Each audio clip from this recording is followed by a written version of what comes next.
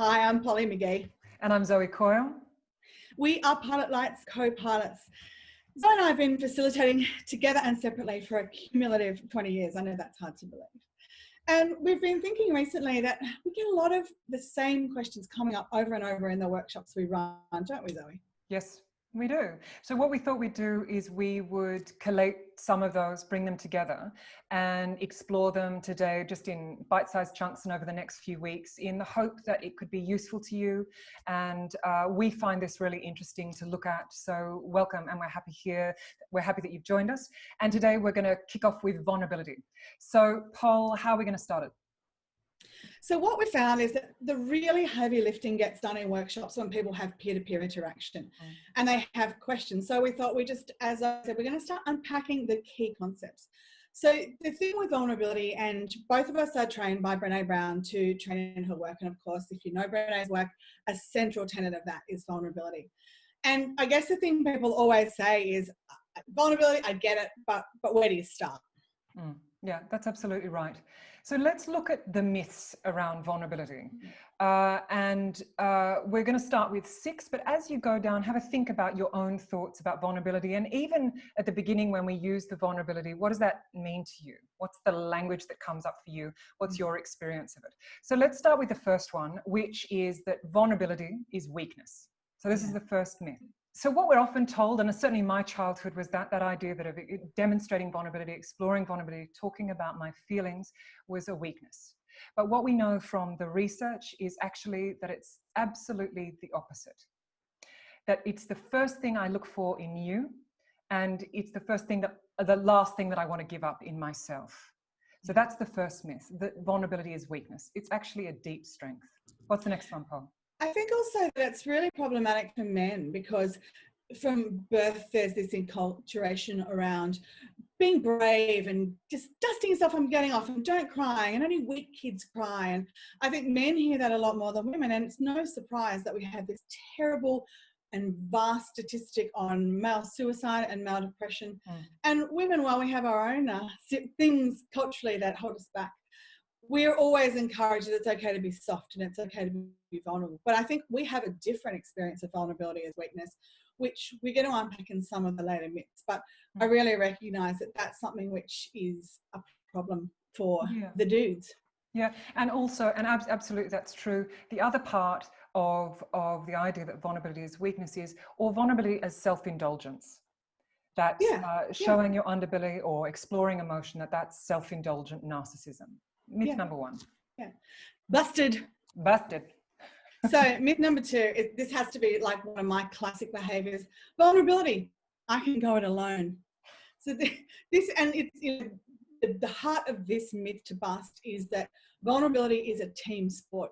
You can't do vulnerability on your own because the very nature of vulnerability is opening up that soft underbelly and is allowing people to see you. The idea that comes from many different schools of thought, including Jungian psychology and Freudian psychology around armoring or wearing a mask. This is the thing that stops vulnerability when we take ourselves out into the world and we feel we have to perform, and there's this idea of a performed self. When we do that, we don't allow people to see who we are. We mainly don't allow them to see our hurts and disappointments. We don't allow them to see our humanity, which is why we love seeing it so much in others, because it gives us this glimpse into the real. But in ourselves, what if someone sees that and they hate it and they disavow it and it's just disgusting to them? So we're like, oh, I better put this mask on and this mask on and I'll rub this way. You can't go it alone, and you also can't do it without others participating in the dance. What's your experience of that, Zoe? I think it's really interesting to think about how we're hardwired for connection. And this idea that I can do it alone, and also I learned that in my childhood too, Polly, that idea I'm safer if I don't ask for help, and at least I'll know it'll get done. But then in that self-isolation, we cauterize a primary thing about being a human being, and that's being in connection. And what you and I are seeing again and again in the rooms that we facilitate in is people striving for perfectionism and deep isolation and loneliness. So I think it's a really important one to think about, that idea of being in connection, allowing yourself to be brave enough to depend and connect is really the heart of daring leadership in one way. Yeah. And I guess the other part of that too is that as you say, we see a lot in rooms, particularly, again, it's quite a gender thing in women. I'm not enough. So we stack on a heap of armor in whatever form that takes, defensiveness, outfits, all the facial bits, is about trying to make ourselves enough by adding to us, other than understanding that it is our divine essence that is enough. The enoughness is what we're born with. And so the vulnerability comes from allowing the world to see that and react however the world reacts, without it rocking the foundation of your grounded confidence and how you are able to stand as you, in love with yourself, in equanimity with yourself, and in empathy and compassion with everyone else. And that's the piece, I think, when people say, oh, where do I start with vulnerability? The real answer is you start with self-love. It's true. And if self-love feels like too much of a leap from where you're at the moment, self-kindness, self-compassion. And then even if those two are too much, or three are out of the bank, then just bring curiosity to yourself, a gentle curiosity. Self-begrudging tolerance. Oh, I have a PhD in that. I did quite a lot of that. I think, it's really interesting to think about animals in the wild and that idea of the defended self. So when I first heard, when we were training Polly and all the years we've been doing this idea of the armored self, it was problematic language for me, that idea of the armored self. But now I see, because it was just a great big, what were you going to say? You just made me eat that back. I did. Do you know what? Sometimes staying silent is such an act of grace. And you saw it right there. Did you want to share it, or was it best left to go to the keeper? I was just going to make a throwaway comment, which was, you've never loved a metaphor. Okay, so the backstory to that is that I talk in compounded metaphors. My metaphors are metaphors on metaphors, these metaphors squared, until we all just look up and go, what is she speaking about? That rabbit hole is killing me. Okay, so back to what I was saying about being in nature, that idea of being armored, feeling safe. And what the research is telling us is that true courage and true daring is removing the armor, removing that barrier that keeps you from other people. And then, of course, we're going to feel vulnerability. But the reset here is that to feel vulnerability is not a bad thing. It's a great thing, and it's a brave thing. And so that just emoji, that whole analogy, because it's a really great one to, and much as you love a metaphor, I love an extended metaphor. And if you think about it, I mean, for me, if I ever want to really understand the truth of anything, I go back to animals and I go back to plants, because those are things that don't need to pretend. And if you think about the vulnerability and the armoring of animals in the wild, animals are armored against things which are actually going to kill them. But they're not trying to be a better bear or a better wolf or a better eagle. They're just being themselves. And there's a truth and a trueness to what that archetype is. And we can learn a lot from that, because there are times when armor is necessary. And those are the times when there's something barreling towards us with teeth and claws. But that's not most of the time. Most of the time we're in our self-contained, happy, well-fed Western worlds. And the extent of armor which we've created, from the psychic danger we believe that we're in all the time and the psychological threats, this is the human condition that needs to be unraveled. Absolutely. And also it's to do, of course, and this won't be news to any of you, but it's to do with our childhoods. How did these myths come to play for you? How were you taught them? And I'm not trying to attack your parents or my parents. They all did the best they could. But how did you learn these ideas about vulnerability? And this is what's exciting about the people that are now researching vulnerabilities, so particularly Brené Brown, who is a pioneer in this space, that so long we've been taught that it is shameful and it is weakness, that, I'll go it alone. And now actually we are seeing the exact reverse from the research of looking at really daring, productive, extraordinary, empowered, integrated leaders. Yeah, and it's amazing. Are we ready to go on to the next one? What is it? So I'm going to talk about, I don't do vulnerability. So this is a really interesting one, but I need to make a clarification, or Polly and I do first. We're not talking about systemic vulnerability. Polly and I have taught Dare to Lead and been in facilitation rooms with a lot of engineers, which has been great. And when we start talking about vulnerability, they hit the back of their chairs and their jaws get really It's like tight. risk goes to red light. It's like code red, code red. So engineers and tech gurus out there, take a deep breath. Systemic vulnerability. We don't want that. We don't want shit to fall out of the sky. We don't want the trains to go off the rails. We don't want anything to break or our houses to fall down or that bridge. No. So we're talking about individual relational vulnerability. So when you don't have people that are able to be vulnerable, you don't have accountability. You don't have people that can put their hands up for mistakes, and you also don't have creativity. So it's a really clear one, that idea. So just to recap, particularly for our friends that are keeping us safe and alive in the world, we're not talking about systems being vulnerable, we're talking about people. And the interesting thing about systemic vulnerability and relational vulnerability is that relational vulnerability causes systemic vulnerability, because it's not the systems that are weak, it's the humans who are frightened and protecting themselves by not talking about potential risks.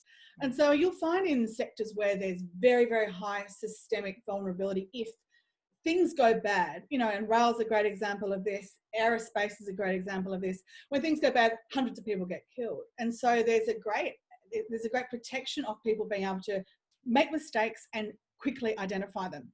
It's when there are cover-ups because people feel frightened or ashamed of making a mistake that these things get massively out of control. So this is why it's so important in contemporary leadership for us to be able to say, I made a mistake, or I don't feel confident about this, or ask for help. Zoe, asking for help.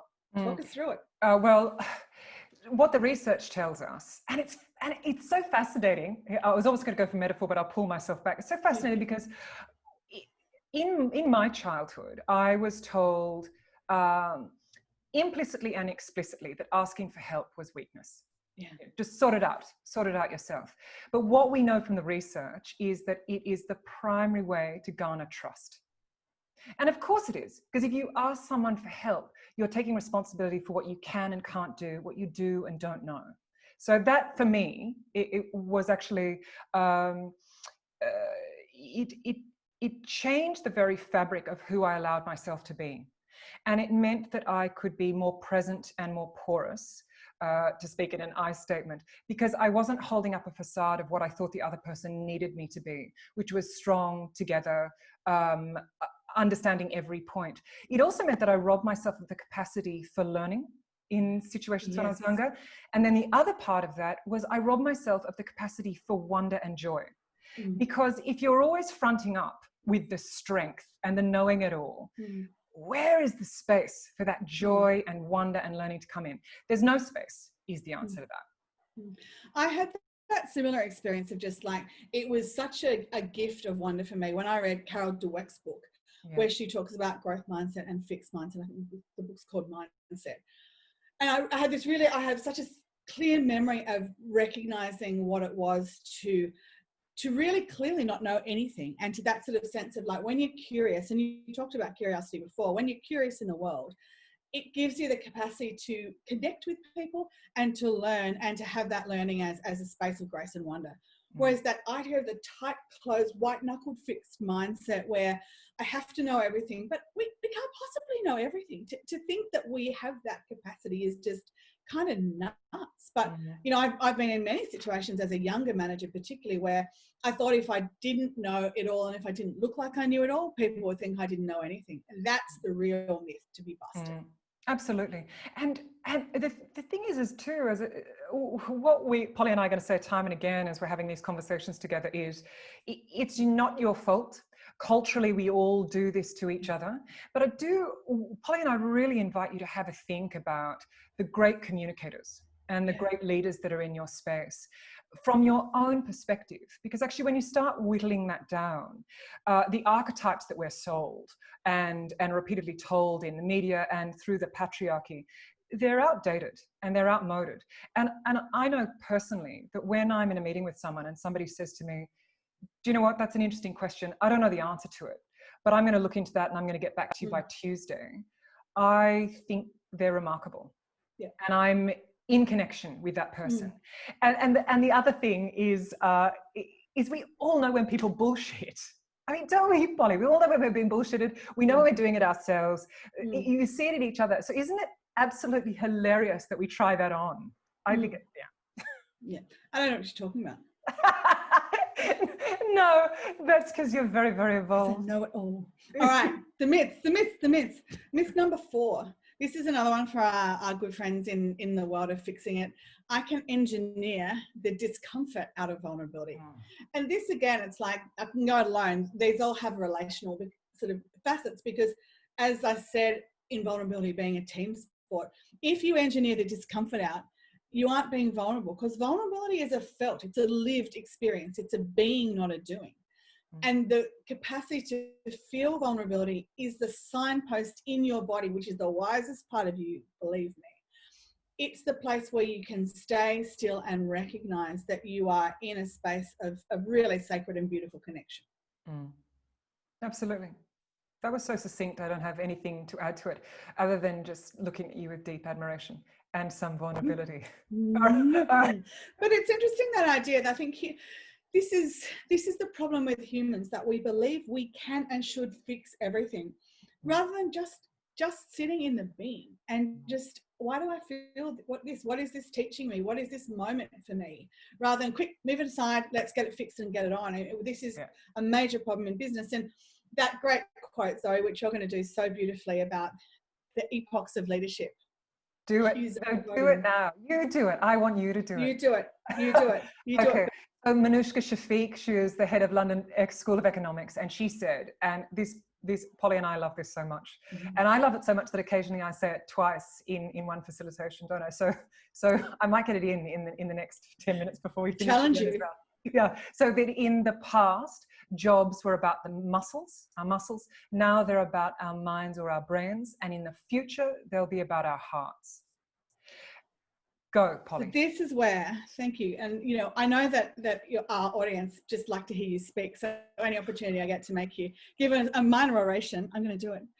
It's really important because we are in an epoch where we are stuck in our minds, and we're stuck in the hard, grinding, fact-filled, heartless intellect, which says there's a problem, there's a solution, there's black and there's white, and there's fixed and there's binary. And we've been grinding through that for some time now. And it's absolutely not serving us. It's not serving the planet. It's not serving the unique, individual, empathetic and kind condition that we need to bring to others. So that quote makes both of us just hold our hearts so much, because when the future is about heart, we aren't going to the limited, narrow, boundaried facts that we know, which we imagine is the whole of the universe. We're going to a place where we are open to seeing and being present and witnessing someone else. And we don't have to engineer the discomfort out of that. We don't have to think that. Zoe and I have a great love affair with Eckhart Tolle, which is it's at its peak at the moment. And I was reading one of his books yesterday, and there was a beautiful quote that says, being has to be felt, it can't be thought. And I think this is what we are stretching our hands out towards, and certainly what we're seeing in the rooms that we work in, and why this work around vulnerability and emotional intelligence is so important. Because when we stop just having it up here and we move it into a heart space, it's a very different mode of leadership, and it's a very different mode of connection with vulnerability. Absolutely. So to rephrase that incredibly eloquent piece that Polly just said, which doesn't need rephrasing at all, but find the language that works for you. The language, the distillation that really works for me in that is sit in the discomfort. Sit in the discomfort. So I have a tendency to be a fixer and a carer, and it means that I wade into spaces that I shouldn't necessarily. But it's also because I've historically had a fear of vulnerability, my own and other people. And so to actually be able to sit in the discomfort is a superpower. And we're going to talk later, further on, about empathy. So it's not sitting in the discomfort, smirking at the other person. It's not that. But that idea, it's a really interesting one. Okay, shall we move on? Do you have anything to say beyond that, Paul? I just had this really great mental image of just like sitting in an adult nappy full of discomfort. It's kind of like my vulnerability is this. Okay, and so I've taken myself away to my safe place because Polly knows that line of inquiry is beyond my capacity to feel safe. So I'm in a pasture twirling in a skirt like Maria from Sound of the Music. Now, can I move on to the next myth? This is the perfect, number 5 is the perfect movement from that movement. Yeah, it really is. Okay, so number 5 myth is that vulnerability is disclosure. Okay, so it's not, or over disclosure. So vulnerability is not talking about sitting in a nappy necessarily. It was a metaphor, Zoe, a metaphor for discomfort. Don't you teach me about metaphors. I am the queen of the metaphor. I'll double down on that metaphor. So vulnerability is not walking in and inappropriately sharing in a meeting. It's not it's not live streaming your divorce. It's actually all the other images that are coming through my head are in that bracket of what are they, Zoe? I'm going to leave them out. So it's not the inappropriate sharing. What it is. And this is it's a really delicate but beautiful balance, and you'll get clearer and clearer about it. And sometimes you walk over it and you have to readdress it. It's the idea of turning up and leaning in. And I'm not a huge fan of that term, leaning in, that Sheryl Sandberg idea. By that, so for leaning in for me is just being really present and keeping your armor off. So keeping your defenses off and sharing.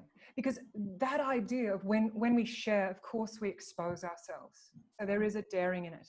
But that is the thing about being a human being, that thing of putting yourself in connection with another person, with a team of people that you're running as a leader. Not only is that deeply inspiring, but that is why people will form in line behind you to metaphorically or indeed literally go to war. It's interesting, isn't it, how we misinterpret disclosure as vulnerability. And it's almost like, I'm going to show you everything about myself that I'm ashamed of. I'm going to just kind of like let it all out there. And it's almost like this steaming pile, you can have a look at it. And if you don't turn away, you might be able to deal with me. And again, we've all got those friends on our social media channels that we'll look at and think, oh, a little too much, which doesn't mean that we would turn away. And it doesn't mean that we don't have the compassion, but it's almost that sense that some things need to be cradled and held in a way that's gentle, as against just excoriated into the world. But it's a really great thing. And I think it's one of those, I think Renee, when we were training with her, sort of had this thing where she sort of said, leaders had said to her, how many times a month do I need to cry in a board meeting? And it's like, that's the epitome of it. We think that overt displays of performative emotion equal vulnerability. And Zoe just absolutely hit it on the head. Vulnerability is showing up, and it's showing up as you are. It's witnessing another person as they are in empathy and compassion and not walking away. And I think what we see in the rooms a lot that we're working in is that some people get this confused. So I'm just going to say it again. Vulnerability is not necessarily disclosure. So we'll have people that share and overshare, and they're just hemorrhaging uncontained.